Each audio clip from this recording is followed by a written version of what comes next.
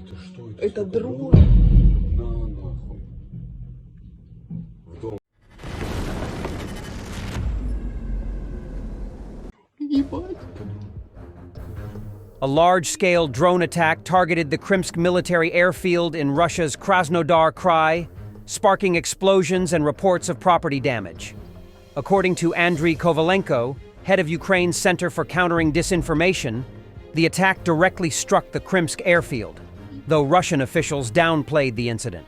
The attack continues Ukraine's drone strikes on Russian rear facilities, including airfields, ammunition depots, fuel sites, and other military targets, as Western allies withhold permission to use their missiles inside Russia.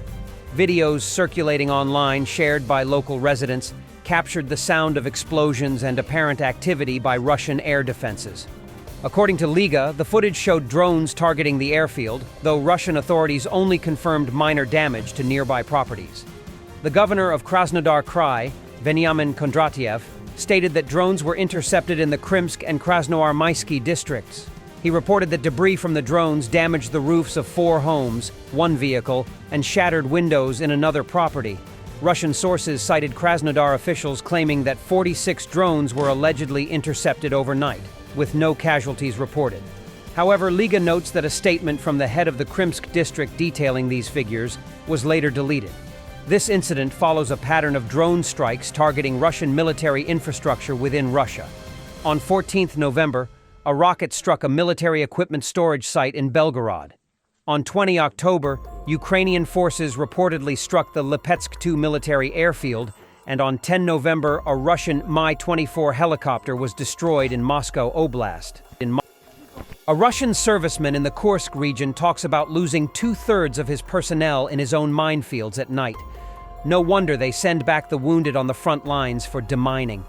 In addition to the blind confidence often seen among commanders, there is another persistent problem: their unwillingness to listen to those below them. One common argument for moving only at night is that nobody will see us without headlights. While technically true, this claim ignores a crucial detail. No one will see anything, not even our own crew. Most personnel don't know how to use night vision systems properly, and this becomes the soldier's problem when, in the darkness, they miss a crucial turn and head off course. Command might say, "You had maps from Yandex, there's a road there."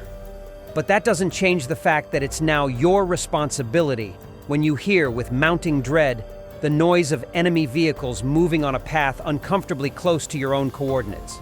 It's also your problem when you find yourself in a minefield, losing 2/3 of your crew to your own mines. Sure, command gave you a point of reference, but it turns out that point was beyond the mines.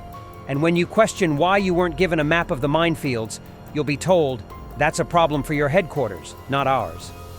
Some commanders hold an almost mythical belief in the power of the night. This conviction sometimes warps their judgment, leading to disastrous decisions.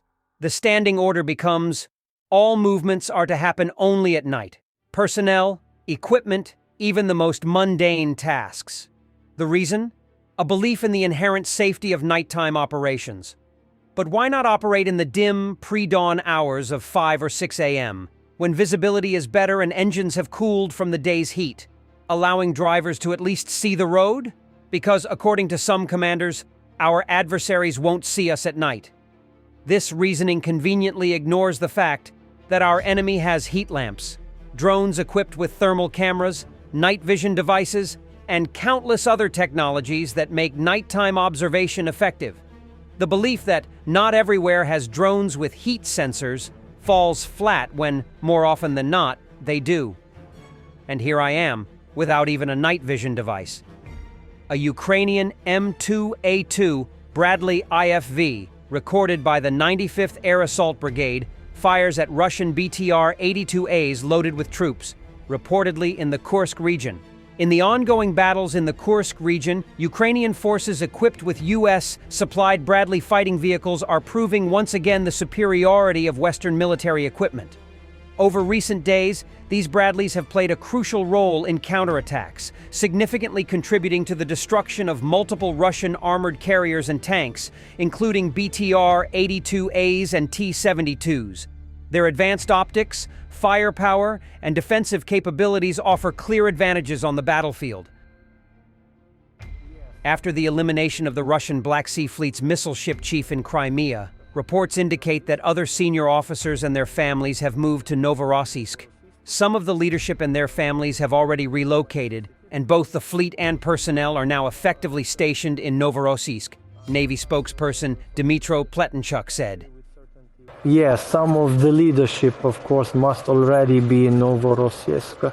Similarly, some families of servicemen have already, in fact, moved to Novorossiysk, by necessity, because, in fact, both the fleet and the personnel are now serving in Novorossiysk, and I can't say with certainty where exactly their personnel is located, but in any case, yes, if I were in the place of his colleagues, it might be time to start looking around. November 14th, Russian militants launched a fresh wave of drone strikes on Odessa, hitting multiple districts and inflicting significant damage to residential areas, civilian infrastructure, heating system, religious and educational institutions.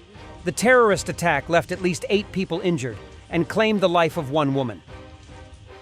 Ukrainian soldiers from the 155th Mechanized Brigade, named after Anna of Kiev, have successfully completed a training course in France. The Minister of Defense of Ukraine, Rustem Umerov, announced this. Our French partners have provided our soldiers not only with high-quality general and specialized training, but also with modern equipment and weapons. Armored personnel carriers, self-propelled artillery systems, trucks, situational awareness systems, and other necessary equipment, the defense minister stated. This brigade was the first to be trained and fully equipped by France as part of the EU military training mission for Ukraine. French President Emmanuel Macron announced this brigade's training in France in early October 2024.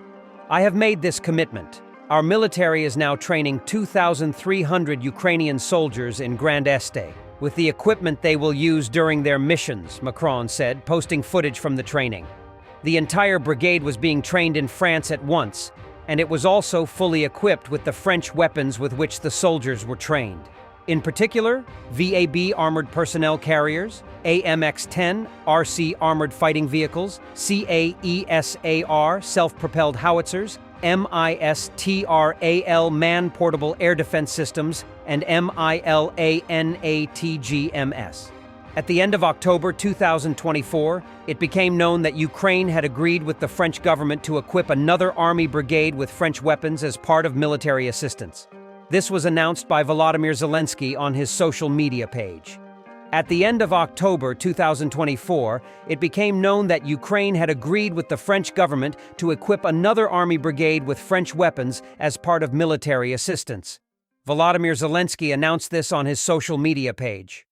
We invite partners to join us in creating Scandinavian brigades, demonstrating your continued commitment to the defense of Europe, Zelensky added.